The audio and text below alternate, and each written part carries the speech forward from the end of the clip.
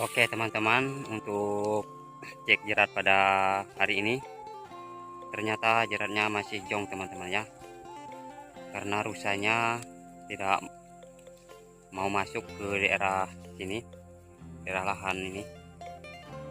Jerat kami ada posisinya ada di sini jeratnya, tapi rusanya datangnya dari arah sini. Jadi dia bermain-main aja di lahan kebun sawit ini, belum mau masuk